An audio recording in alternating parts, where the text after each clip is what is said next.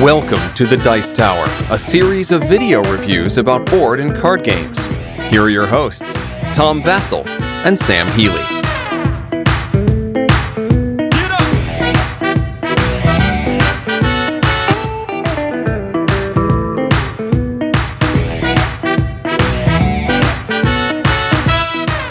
Hey folks, welcome to Miami Dice. I'm Tom, and this is Sam and Z.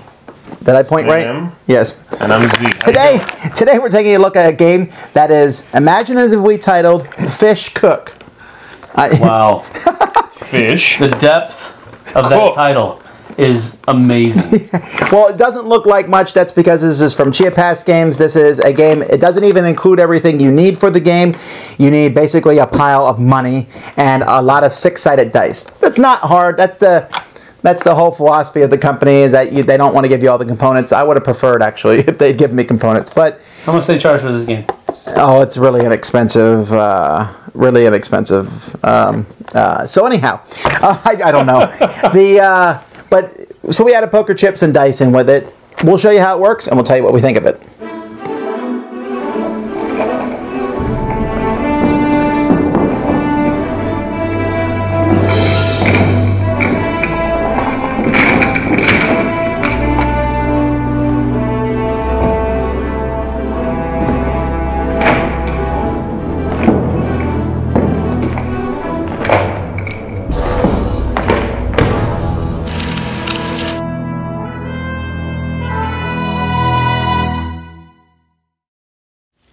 Okay, this game comes with some boards. These boards are actually two pieces each. We have the farmer's market, the fish market. Comes with some markers here, a whole pile of ingredients that you have, what the game does, and a deck of full color cards. What the game does not come with, and you'll need a pile of money, a lot of dice, and a bell. Okay, you don't actually need the bell, but why not? So what players are going to do is the game is going to take place a certain number of days, and each day you'll just take one of these markers away until the last day is gone. Each player is going to start with $100, and your goal is to have the most money at the end of the game. In the morning, each market will get filled. The farmer's market gets filled by rolling a six-sided die. So here, for example, I rolled a 4. So the wine will get filled from here from left to right until I get to the 4, which happens, there's a little 4 there, if you'll notice, on that 7, so that shows that I stopped there. Then I would roll for the mushrooms, also roll a 4, which actually causes the mushrooms to be filled farther over. And so what you'll do is you will keep rolling for each of these and filling up to whatever number you roll.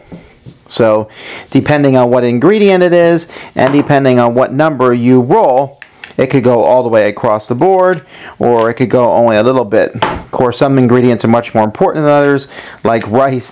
So here it's a good thing that rice has gotten filled all the way across, and you can see now that I filled up this. Over here in the fish market, this is filled a little bit differently. Each turn of the game, you're going to roll 12 dice. You're going to take the numbers that are rolled and place these dice on those matching numbers. I rolled a lot of 1s here. I rolled a 2, a couple 3s. Actually, wow, that was a terrible roll. No 5s or 6s. Well, let's pretend that I also rolled a 6 and a 5. Now, these are the fish that are available this turn. Now, fish are only going to last from a turn. If you don't use fish by the end of the turn, they're going to spoil, while the ingredients will last for a long time. In the middle of the table, there will be 4 recipes that are placed face up. So let's look at a recipe to see how that recipe works. For example, here we have pan-scarred rockfish.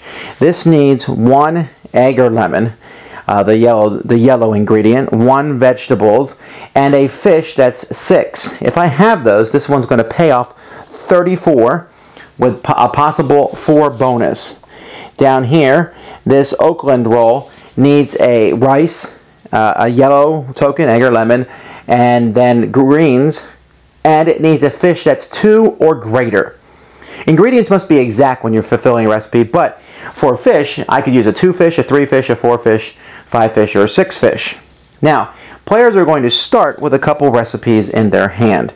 Then there's a buying phase, and a buying phase will go around the table with each person either buying something from this market, paying the price that's on it, so you can see that as you continue to buy items, the price is going to go up. This one costs 7, this one costs 9, this one costs 12, etc.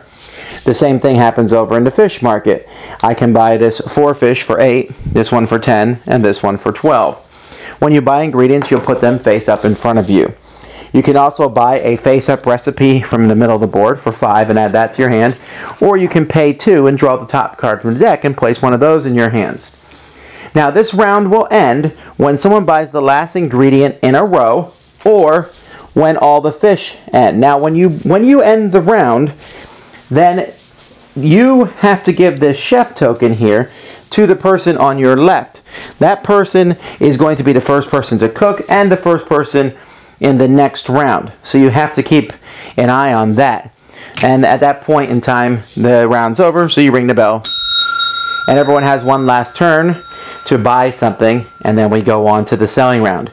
During the selling round, you can play a card from your hand as long as you meet all the requirements from that card. So here I would need a fish that was 3 or greater, a red, green, and brown token from the farmer's market, and if so, I'll get 37 coins plus a bonus of 5. I will then place the recipe in front of me. If I fulfill one for the middle of the table, I can pick one of these recipes that's out here, and I can fulfill one of those. I just won't get the bonus for doing so, and then I'll take it and place it in front of me. I can fulfill one that's in front of someone else. Let's say you're playing against me and you have sweet shrimps on a rice pancake in front of you, and I happen to have a rice and a fish that's 2. I can do that. I'll get the 13 and you'll get the 3 bonus. However, when we're done, I'm going to roll a die, and if my die equals or exceeds the bonus on your card, I will steal this recipe from you and put it in front of myself. So if someone does that one in the future, I'll get the bonus, not you. This will continue for 5 days. After 5 days, what will happen is players are going to count up all their money, and whoever has the most money wins. Before that happens, whoever has the most recipes needing certain fish, so whoever has the most 2 recipes, for example, will get a bonus of $2. Whoever has the most 5 will get a bonus of $5. Whoever has the most 6 recipes will get a bonus of $6. You add that to your total amount. Most money is the winner. I think if you're someone who likes sushi, this will get extra bonus points from you because there's a lot of it in there. Some very imaginatively titled sushi too. Interesting sushi names. Yeah. Let's go through some names here. We got eel with plastic vegetable garnish, stars of squid meat with egg, 3 fish soup. Wonderful. Fish soup with all the fixins. What is that, a southern? Yeah. Is that a southern? All the fixins, y'all. Got some cornbread. Lotus wrapped mystery fish. Surprise love basket. Never good. Stop saying that. Never good, the mystery fish. All right. Well, the game is really...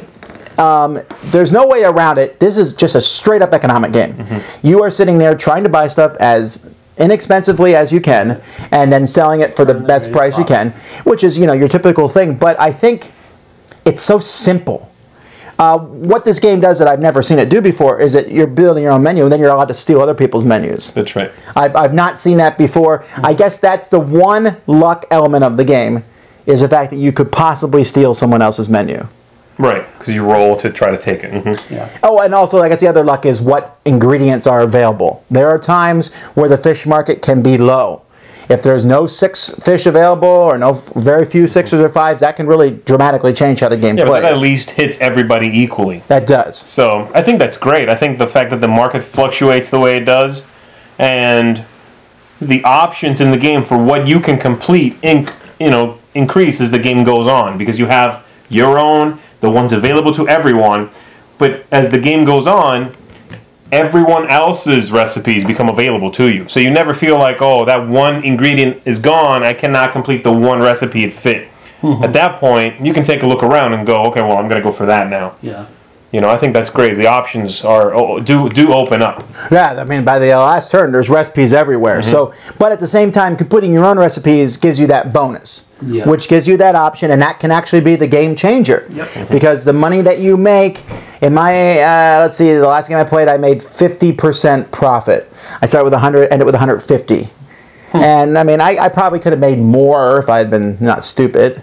But You said it. well, it is what it is. I really liked it. I mean, I really think that this game could have been packaged with money and with dice in a big box and sold as an economic game. Because I've seen a lot of Rio Grande and other companies' economic games that came in big boxes, and this is better than many of them. I think the theme fits. The fish, buying the fish and using them right away makes sense. Being able to store vegetables, the stealing recipes, I'm sure that happens in real life.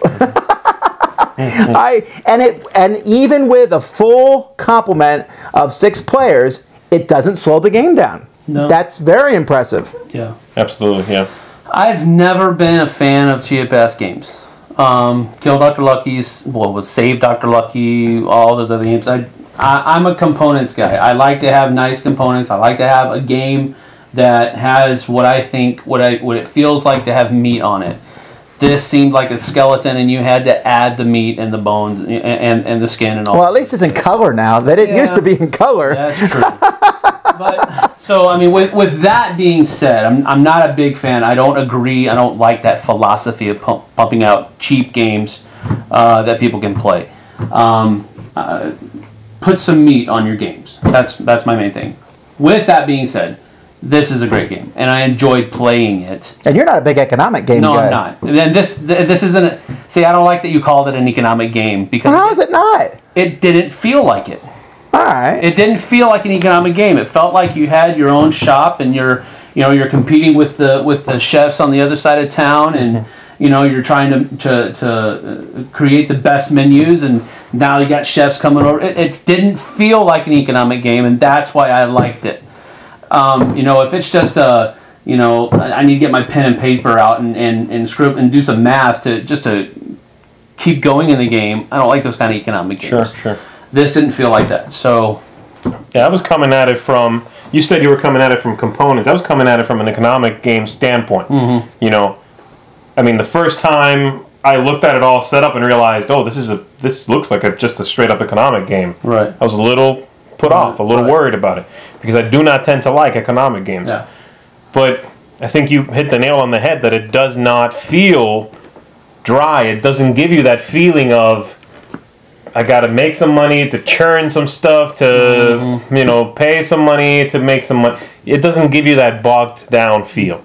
Yeah. I think it's very interesting. There's a lot of turn angst where you're looking at that one ingredient over there and hoping, okay, by the time it comes around to me, that better still be there. You're doing. It's great. Right. The tension is there every turn.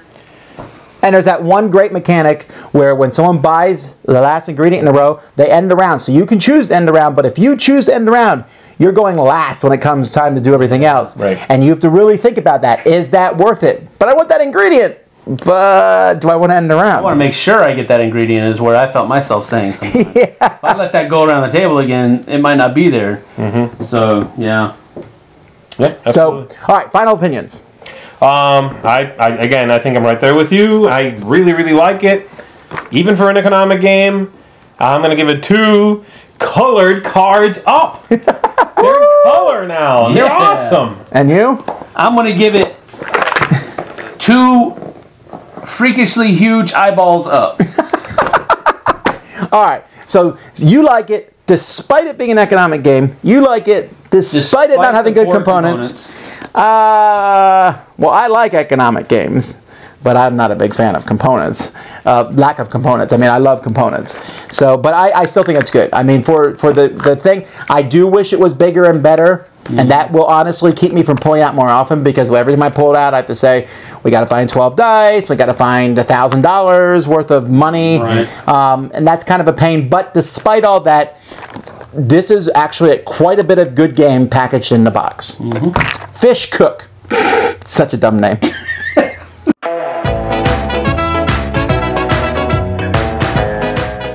Thanks so much for watching the Dice Tower videos. Find more great videos and reviews, as well as our top-rated audio podcast at Dicetower.com.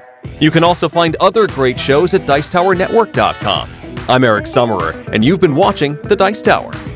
The Dice Tower is sponsored by Cool Stuff Inc., where you can find great games for great prices. Cool stuff in stock. Check them out at coolstuffinc.com.